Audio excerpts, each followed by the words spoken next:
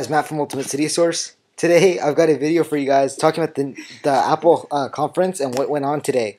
So you can see on screen I've got the new iPod Touch 4.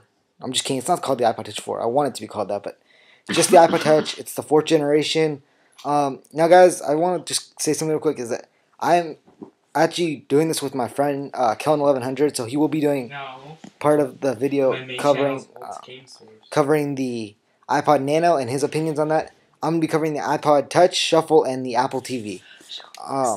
So anyways, guys, let's get started with the iPod Touch, since it's the biggest thing that happened today. So guys, you can see the iPod Touch did finally get the camera. And it's about time, and Alex is right. It is 2 cameras now, front and back, with FaceTime built in. So that's definitely great. It's got the Retina display, gyroscope, Apple A4 processor chip, your standard array of stuff for a modern iDevice.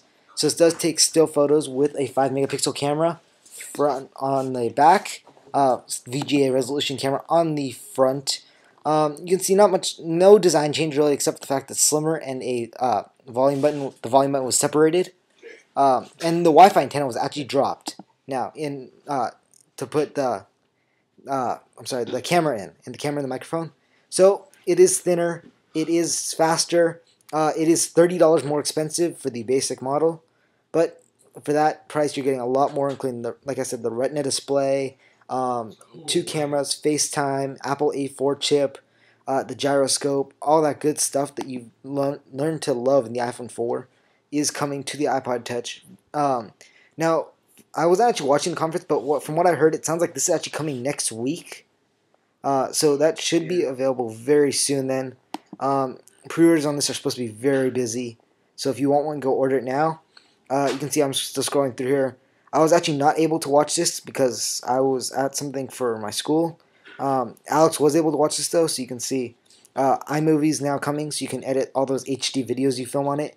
Game Center is announced with 4.1 coming very soon, so that you can play games on it, obviously. And this is the 4.1 Game Center.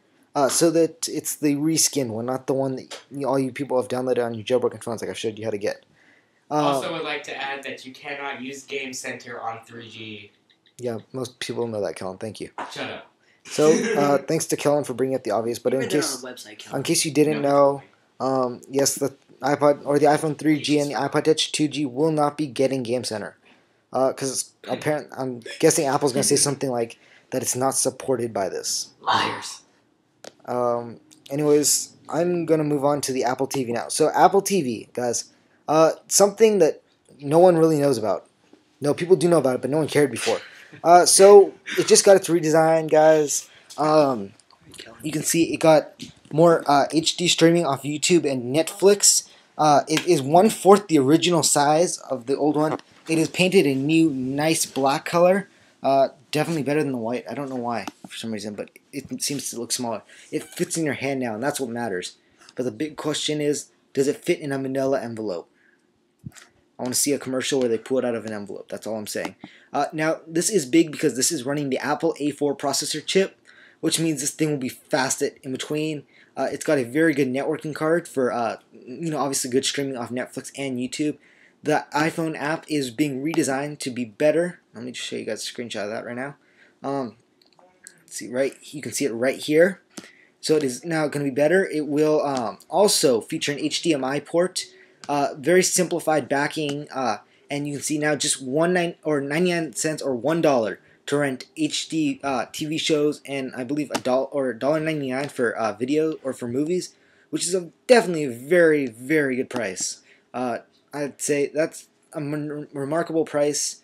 It's now also priced at $99, as before it was priced a lot higher. I do not remember the exact price, but anyways, moving on. So I'm going to move on to another big thing, iTunes 10.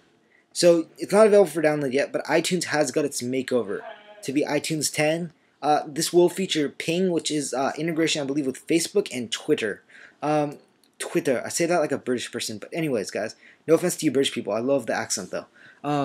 But this will let you follow your favorite artists on Twitter or fan them on Facebook. Any of that stuff will be integrated in iTunes now. That's about it. And it's got a new icon. You can see right here, big shiny blue and chrome and black icon. So I guess the new icon makes it significant. And then last but not least, the iPod Shuffle. Oh, the good old iPod Shuffle, the one that was missing the volume buttons and stuff. Yeah, the volume, all the buttons, they're back. Because apparently there's way too many complaints about it, which wouldn't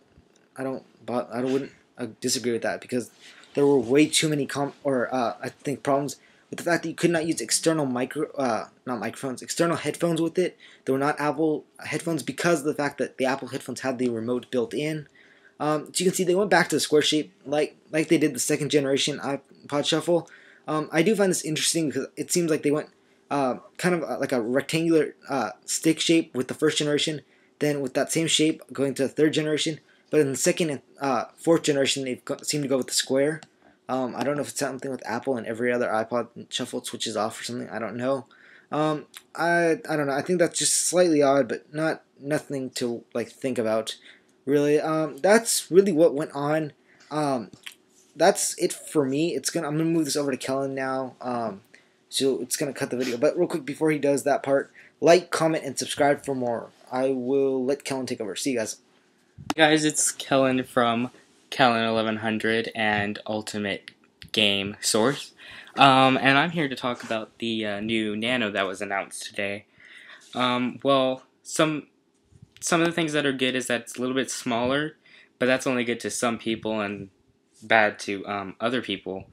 Like, because the four that are at the top right here, that's the size that I'm pretty sure the original Nano was. And I personally like the bigger one better because you'd look pretty stupid going around in public using clicking the Nano. They took off the camera, which is probably going to be a big, huge downfall for it because that was the main buying point for the original Nano, and they just took it off to make it smaller, which is not that great. Another thing is that it's also going to be jailbroken.